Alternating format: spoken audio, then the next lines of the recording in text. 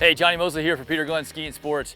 I want to tell you about this water ski, man. I love this thing. So this is the second time, I actually have one, I own one, but this is a new iteration that's a little bit more flexible, but it's a whole like disruptive category, if you will, of water skis. So if you're like me, I grew up slalom skiing. I love trying to get my ear on the water and skip across and hurt my neck and, you know, try to show off for the boat and my family. But I'm kind of getting over that now, right? Like it's aggressive, like actual slalom single skiing. So this Hovercraft kind of marries wakeboarding and water skiing and just fun all together. So you might have been familiar with kind of like the Fat Boy skis that they brought out to help people get up back in the day, like your dad and all that stuff, wide skis. What were they called again? Those Fat Boy skis? What were those? What was the Big Easy? You remember the Big Easy, right? We had one of those. Like my dad loved that thing because he grew up single skiing, but you never really rode those for fun. It was just for people who needed help getting up.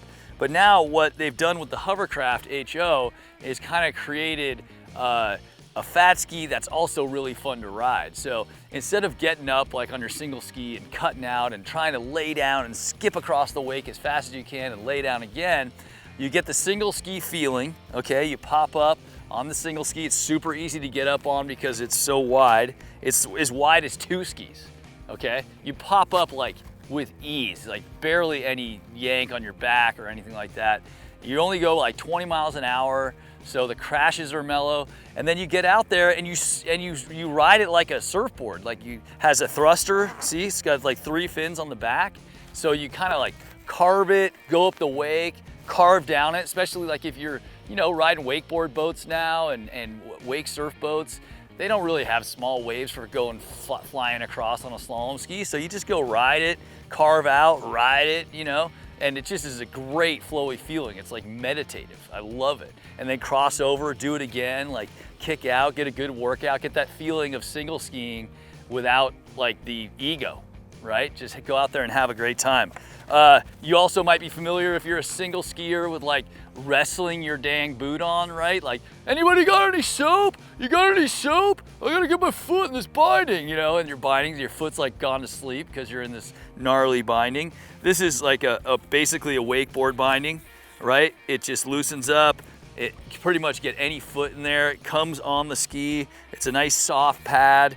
And then it's got the old school slide your foot in the back. You don't have to wrestle into a double boot. But what's nice about this toe clip in the back is you actually can tighten your foot down in there. Because if you're like me, single skiing without a double boot, slalom skiing without a double boot is kind of scary actually. It's like, especially when you're going 30, you know, 35 and you don't have your foot in the back. I mean, there's a lot of water skiers that swear by not using the back boot, but I'm not one of those guys. But this actually holds your foot. You can tighten your back foot in place.